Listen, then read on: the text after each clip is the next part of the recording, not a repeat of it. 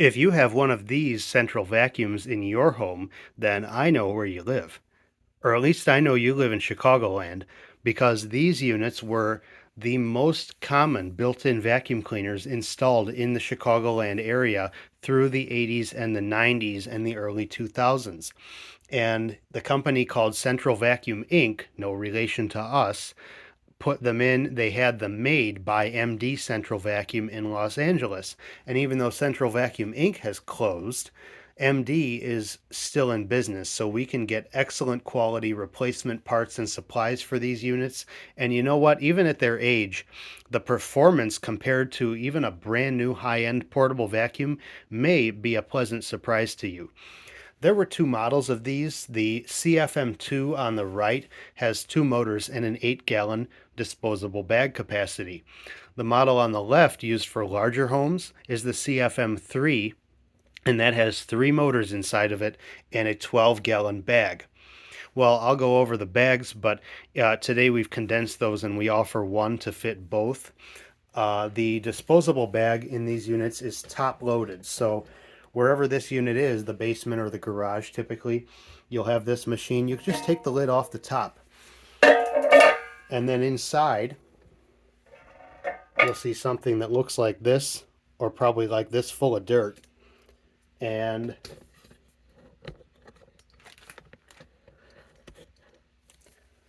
some of them had a rubber gasket like this. Some of them did not, so you may not see this in yours. And then you will have a permanent cloth bag with a disposable liner. And the liner has elastic sewn in it, so you can see it fits just like around the rim of a garbage can. You put that around the rim of this cloth permanent bag, and when it's full, or not totally full, I say change these when they're about 2/3 full. And in most homes, that is the better part of a year out of one bag. They hold a lot of dirt. You can take this, throw it out. The new ones, and you may have somewhere in your house a whole stack of these, because lots of people used to stock up. So you may already have bags, but when you need more, these are the bags. These are the MD Hyperflow bags. There are aftermarket ones available for cheaper. They are not the same nice filtration material. They won't filter as well and they could rip. I think it's worth it to get the good ones, both to keep you cleaner and to keep the machine cleaner. Cleaner motors last longer. The permanent cloth bag is made to last the life of the unit. If it's dirty, you can shake it, you can wash it and dry it thoroughly, or this is available, you can replace it at your option. Down inside the machine, let's take a quick look at what's down past the bags. This is not something you'll have to really pay attention to very often, but here you will find secondary filters, or actually they would be tertiary filters, foam and mesh or some combination.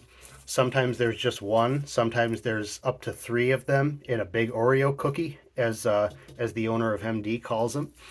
And these once again can be taken out and cleaned or replaced. And below that are the motor intakes. So you'll either see two holes or three on a triple motor machine. There's really no need to ever go down this far, but one of the only failure modes of this system is the motors eventually start to wear out after, decades of use. And if you suspect that the machine is down a motor, you can pull the filters, turn it on quickly, and make sure that both or all three of these impellers are spinning. Don't put your hand down there when it's on, but you can check that. And if you're down one motor, well, then you can call and get us to come out and change that, or change both or all three, and that gives you like new performance out of this system.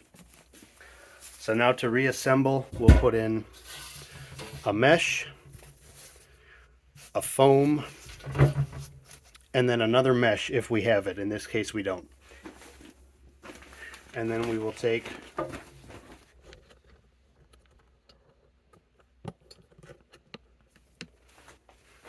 our permanent cloth bag, and we'll put a paper bag inside of it, and we will just wrap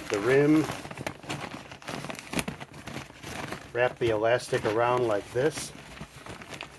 And then there's a little fabric tab that's sewn into the rim. You can hold that up and that makes it easier to pull it out when it's full again. So that is how you want it to look. And then if it has the gasket, you can take this and sort of make a pretzel out of it and then just unfold it into place.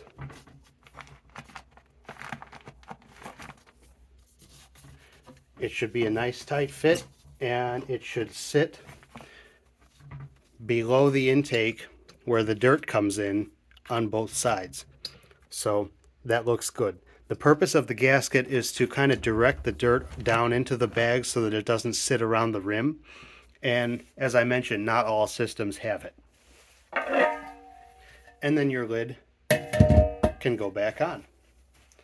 Another feature on this machine, you will have a silver flap on the front. This is a place where you can take your vacuum hose and connect it and vacuum in the vicinity of the unit, like in the garage or down in the basement. You can do a 30-foot radius with a standard hose, but you have to activate the machine. You got to turn it on. So look for, on the lower right, see that little silver toggle switch down there? Down where the low voltage wires connect? You're just going to flip that on. That'll cause the machine to start, do your vacuuming, turn it back off, and unplug the hose. Inside the house, the unit is activated remotely, so there's no need to go down and switch it on. You will have a number of wall inlets in the home that look like this. These were also custom made for Central Vacuum Inc., and they turn on when you open them. Yours may look like this with plastic on the back, or they may look like this with metal. But either way, they have a switch which turns the system on. They have a magnet to hold the door closed. And this door came in ivory. It can be painted. I've even seen them wallpapered. And these work for many, many years. But sometimes the plastic hinge points can start to break and then the door falls off when you open it instead of just hanging open. So these can be replaced. We can get you new ones that will accept a new hose. And they don't turn on until you put the hose in, but these are the original kind that come with your system. And the hose had an end that looked like this, so you could plug this in here and do your vacuuming, and this was running until you remove the hose and then shut the door. Well, a new hose, if you just buy a standard central vac hose, it's actually kind of a loose fit. These are ever so slightly bigger than the current industry standard. So we stock a hose that is made to fit your old style inlets. And this hose is a much lighter, easier to use material. It's more gentle on your corners. Whether or not you put a hose sock on it, this will be much more pleasant to work with. And I think most importantly, it is much more efficient to the airflow. This old hose material choked off a lot of the airflow of the system. And so by just going from an old hose to a new hose, you can increase the performance of the system. And I'll give you a quick little demo of that. This is a Baird airflow meter. It's actually a tool that they used to use to sell Kirby vacuums door to door. Remember Kirby? Well, they're actually still around. But this is a plunger that moves from 1 to 10 based on the amount of air that's flowing through it. So at the wall inlet, it's always going to go to 10.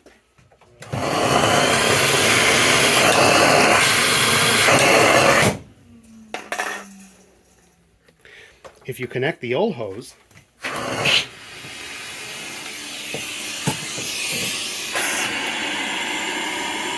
we're like 5, 5.5, climbing to 6, and that's actually pretty darn good.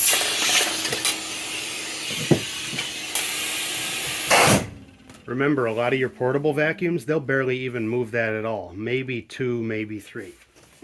If I connect the new hose,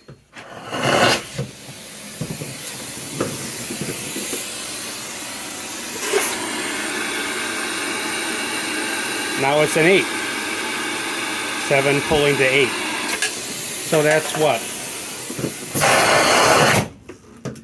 About 20% more power. So that will make the system work better and faster on your bare floors and on your carpets. Every surface that you're vacuuming is going to get cleaner faster with that extra performance. The tools that used to come with these systems were pretty good for their time, pretty basic, but now are probably getting kind of worn. In the complete set, you should have had a bare floor brush that probably looks something like this after so many years of use, but the brush one is for the bare floors, your hardwood and tile. There would have been a rug tool. Some of the newer systems, the rug tool was this shape. They had the rug tool with the plastic plate and one brush strip, and then your floor brush looked like this, but with brushes all the way around. And then, if they're not missing, you would have had a crevice tool for corners and edges, a dusting brush to go over your windowsills, lampshades, and blinds and stuff like that. And again, 30 years, they're all pretty dirty. If these are in good shape, just dirty, you can clean them. I mean, stick them in the sink, do dish soap and a rag, and these will clean right up. But if they're worn down and you just want to start fresh, it is not that much money to give you a nice new fresh set. So we'll talk about that in a minute. And finally, the last tool would have been a furniture brush to go over your upholstery. This is also useful for carpeted stairs, car interiors, and stuff like that. You should have a hose hanger, something like that. And you should have some kind of a bag to put the tools in that's oftentimes hanging on the hose hanger. And lastly, a set of 2 extension wands that you fit together. And now, the handle of the hose, this is the handle, the part that your either wands connect to vacuum floors, or you can put your hand tools directly on here to vacuum above the floor. Lastly, as an option with these systems, you could have gotten some kind of power brush. And these are air-driven power heads. This one, the beautiful beige one over here, this is a 1980s product. And then in the 1990s, they looked like this. This went T21, TP210. And so these will spin just from the suction power. They give you that rotating brush action on the carpeting without the need to plug in a cord. Well, sometimes these work really well. Sometimes they are kind of out of their element. So the easiest thing to do is just to get a new one, because this is now called the Turbo Cat. You can see it looks the same.